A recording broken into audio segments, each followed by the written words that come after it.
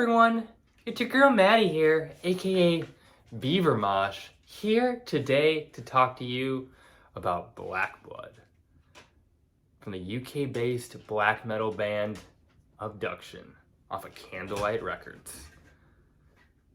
Now, up to this point, Abduction has a few releases, but this one is a bit different in that Abduction started off as a solo venture.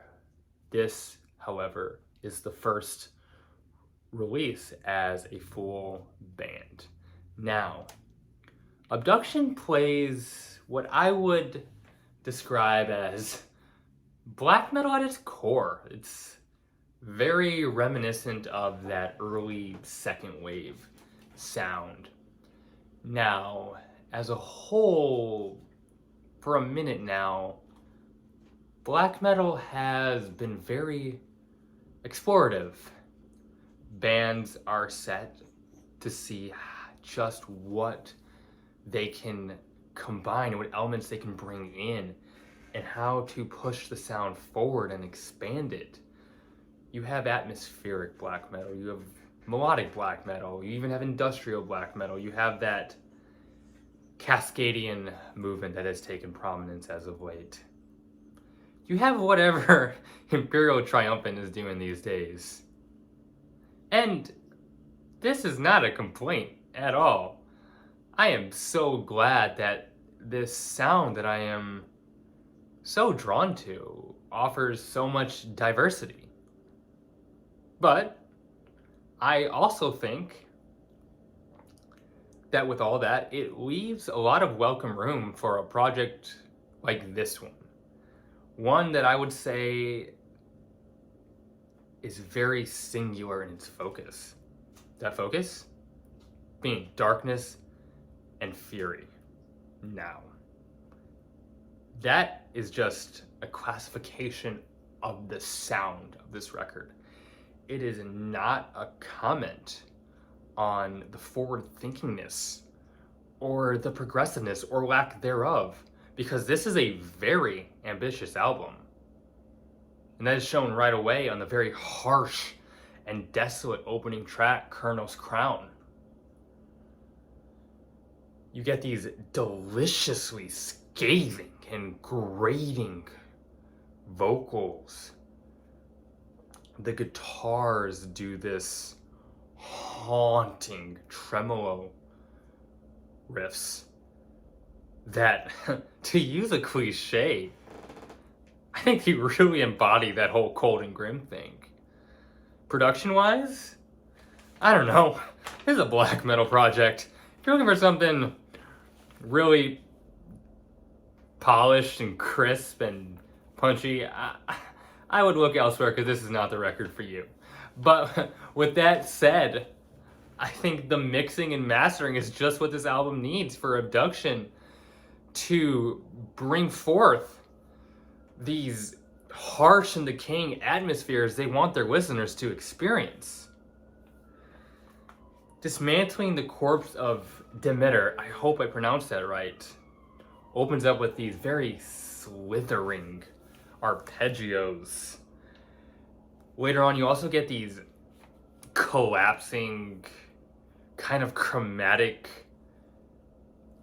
guitar bits that, when paired with the very scathing vocal delivery here, it's all designed to create this very maddening moment. Also on this track, there's a really cool, like, dark ambient intro and outro that really works very well. It's really well done, and it's a kind of a nice change, a nice little touch to this thing. Plutonian Gate is an 11-minute deep dive into utter despair and darkness. You get these intoxicating clean choral vocals that, when combined with kind of what the drums are doing, very open pattern using a lot of cymbals, and the very spacious guitars, it all works together to create this very hallucinogenic experience. Also, later on, you get these very swampy, almost kind of bluesy guitar leads that I know when hearing that and hearing that talked about with black metal doesn't quite sound like a proper recipe on paper, but I don't know. Trust me, it works. It works really well. I love the range of what the vocalist does on this track. Goes from these very patient, long, drawn out screeches, and also exceeds and excels with these aggressive, choppy, in your face shouts.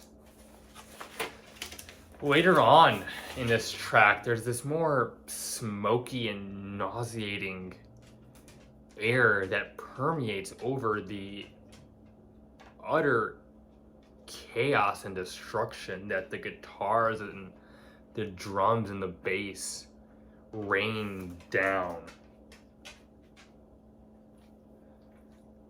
Lightness at the Grand Conjunction is probably the most sparse cut on this album, and it's amazing how much terror that Abduction is able to conjure with so little. It makes the most use out of every subtle nuance and note here. No small, minute detail here is wasted or used without great care and thought.